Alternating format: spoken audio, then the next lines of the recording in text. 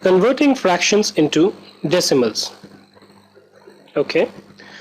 Now basically there are two ways in which you can convert the fractions into decimals. Let's say for example, let's take two examples in case 1. Okay. Let's say you have to convert 1 upon 2 into decimal. Now the first thing that you should normally notice, what is the value of the denominator.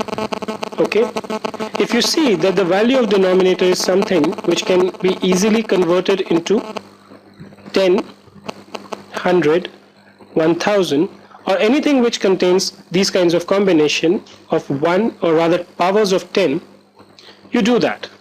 So let's say for example, if I multiply 1 upon 2 by 5 upon 5, okay, what will I get? I will get 5 upon 10. So what I have done is I have changed my denominator to a number which has 10 or powers of 10 in it. Right? Once you have done this, then you can basically just write down the denominator, the numerator as it is, okay, and put in a decimal point sign from the right side towards the left, considering the numbers of 0 which are there in the denominator. So here we have 1, 0. So what do? We move from right here. After one digit, we just put in a decimal point and we write 0. So this becomes 0.5. Right? The other way of doing this could have been that you could have simply divided 1 by 2. So while we are doing this division, we know that 1 is less than 2 and basically cannot be divided. Right? So what we can do is we can instead write this 1 as 1.00 and add as many zeros as you want. Why? Because 0 does not have a value after it is affixed from a decimal point. Right? And once you do that, basically, then what you need to do is in the divisor, okay, the divisor is here, in the quotient, and once you do this, in the quotient, just put in a decimal point here. Okay. Now, if you notice, assume that for a moment that this point does not exist. So what do we have? We have 10 as the starting point. We know 2 times 5 is 10. 10 minus 10 is 0. But what we did was we had put in a point exactly above this number here. And we just affix 0 here. So this becomes 0.5. Right?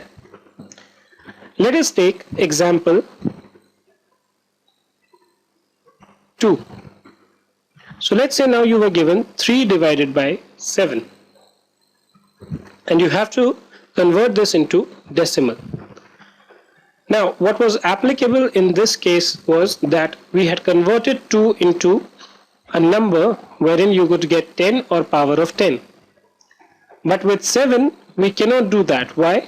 Because if you notice, offhand we don't remember any number with which we can multiply 7 to get either 10 or 100 or anything, because actually it will not come up. Right?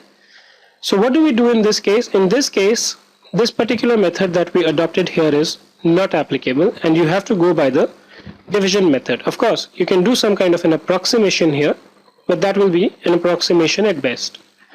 So we put in 3 here and we divide it by 7. 3 can be renumbered as 3.0000. Okay? So now when we are dividing this in the quotient, we will put in point. Okay? So 0 point. So 7, once this point is gone, what do we have? We have 30 or 30 here. So we multiply it by 4 to get 28. 30 minus 28 will give you 2. Then we take a value of 0 here. Again, 7 times 2 gives you 14. 20 minus 4 gives you 6. Again, you get a 0 here. 7 times 8 gives you 56. 60 minus 56 gives you 4 here. Get a 0 down. Again, 7 times 4, or actually 5, gives you 35. So we notice that at no point in time we are able to divide this number properly.